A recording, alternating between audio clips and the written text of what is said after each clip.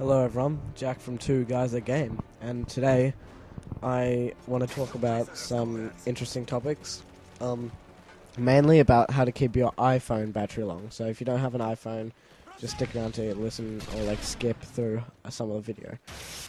Also media these days and a bit of education. So these are very delicate topics, but I don't know, it's just my opinion projected. Anyway. Firstly, with iPhones, now I recently went on to a bus trip that was 4 hours long into a camp, and I thought to myself, oh yeah, I'll charge my phone so I can listen to music the whole way and have a great time, just sleeping and music and stuff. Got into the bus and it was only 5% battery left, and I had no idea where the other 40% went. So I thought, I was really pissed off because I couldn't listen to it, so I thought, how can I make this last longer? And I went in the settings and I looked around a bit, and people usually suggest brightness and things like, turn your brightness down, I don't know, do some other stuff, but none of that seems to really work as efficient as the way I found. So basically what you want to do is you want to go to settings, go to general, and then go to see the airplane mode. You turn that on, so you can completely close all connections with whatever phone brand you're with, so like Optus or Telstra if you're in Australia, if you're in America, I don't know, what, AT&T or something. But you want to turn that off so it closes complete connections, because that really decreases your battery life. That really consumes things that you just don't necessarily need. You might need it if you're going to be texting in like a bus trip or something, but if you really want to save your battery for another time or for quite a while, that's exactly what you want to do. So turn it off. Next thing you're going to want to do is you want to go to your brightness, which is quite simple really. Everyone should know that reduces your battery life. You want to turn it all the way to down, turn off auto brightness so it doesn't turn itself back up. That usually means less LED power, just less consumption from the battery. The third thing you want to do is you want to go to your just general main screen, and you want to double tap the home button. So a bunch of apps will come up. So what you do is you hold your thumb on one of them, and they'll all start wiggling around with a little cross on them.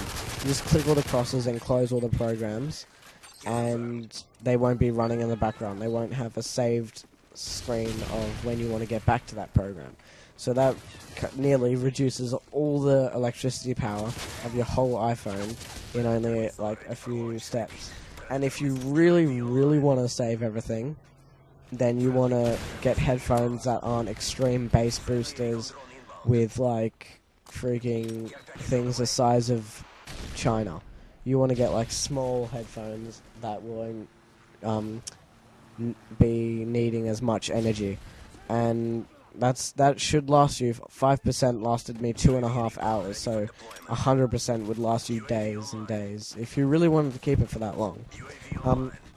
So now on to media.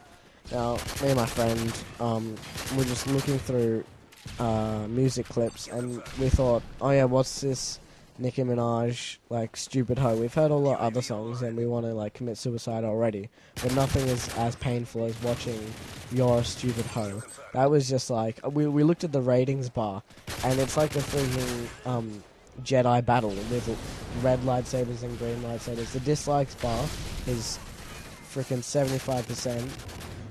All the way, and it's clear that everyone hates it. The lyrics are insane, the video clip is retarded, and it's just really shocking, but a lot of people do like this music, and I think it's because a lot of people have grown up and adapted to this music, and it's just formed their sense of, how they like music.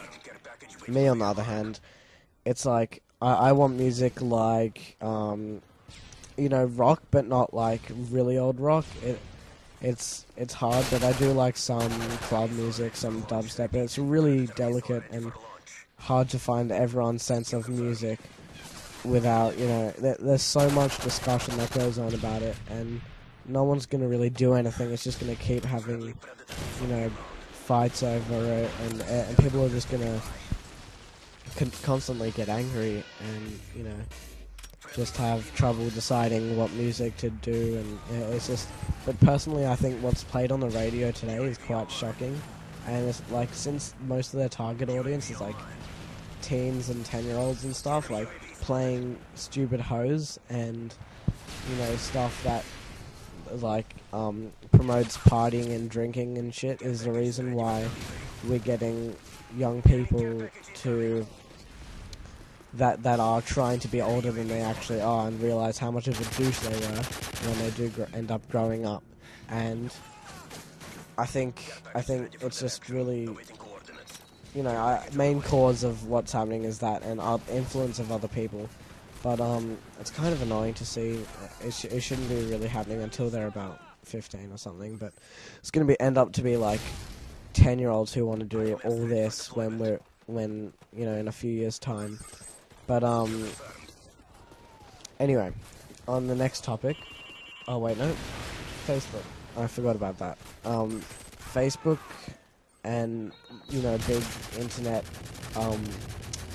websites like YouTube and Google and everything like that, I think are changing a lot with how people are going with media currently. I think it's moving over to the next generation of people slowly though, and it's reasonably noticeable, and I don't think it's a big problem, but it is a bit bothering, like from